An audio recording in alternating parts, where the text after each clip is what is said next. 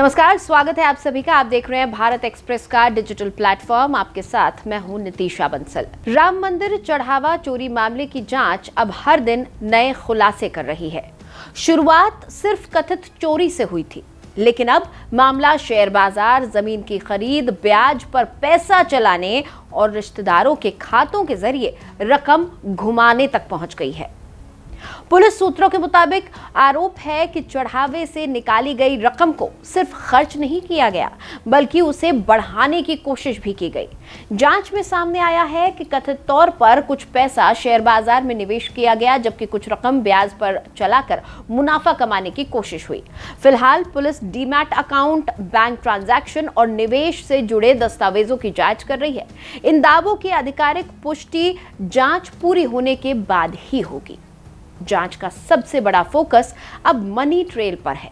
Police का दावा है कि रकम सीधे आरोपियों के खातों में नहीं रखी गई।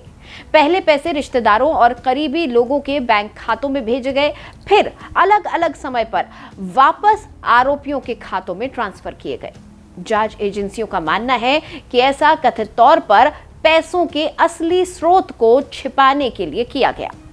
इसी सिलसिले में अब तक करीब 30 बैंक खाते फ्रीज किए जा चुके हैं। शुरुआती जांच में कई खातों में खाता धारकों की घोषित आय से कहीं ज्यादा लेन देन मिलने की बात सामने आई है। अब बैंक स्टेटमेंट, आयकर रिकॉर्ड और अन्य वित्तीय दस्तावेजों का मिलान किया जा रहा है। जांच के दौरान पुलिस आरोपी अनुकल्प मिश्रा को उसके घर भी लेकर पहुंची। वहां परिवार से पूछताछ की गई और कई अहम दस्तावेज खंगाले गए। इससे पहले सह आरोपी लवकुश मिश्रा और करुणेश पांडे के घरों पर भी तलाशी ली जा चुकी है।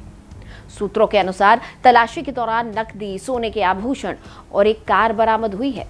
वहीं अनुकल्प मिश्र के घर से करीब 1 एकड़ जमीन के दस्तावेज भी मिले हैं। रिकॉर्ड के मुताबिक ये जमीन करीब 6,70,000 रुपए में खरीदी गई थी।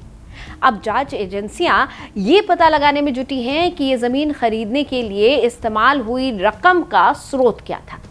पूरा विवाद जून के पहले सप्ताह में सामने आया, जब राम मंदिर के चढ़ावे में कथित गड़बड़ी की शिकायत मिली। इसके बाद श्री राम जन्मभूमि तीर्थ क्षेत्र ट्रस्ट की सिफारिश पर उत्तर प्रदेश सरकार ने एसआईटी का गठन किया।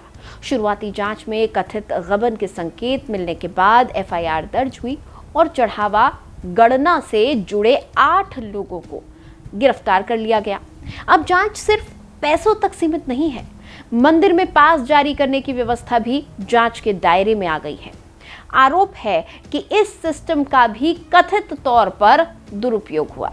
इसी के बाद ट्रस्ट ने प्रशासनिक बदलाव शुरू कर दिए हैं।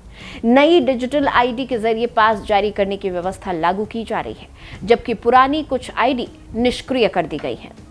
अब सबकी नजर 22 जुलाई को होने वाली ट्रस्ट की बैठक पर है।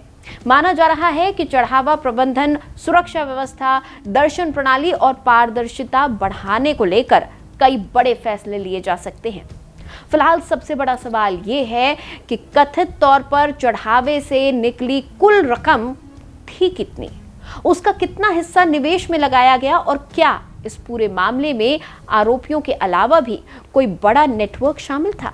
इन सभी सवालों के जवाब अब जांच पूरी होने के बाद ही सामने आएंगे।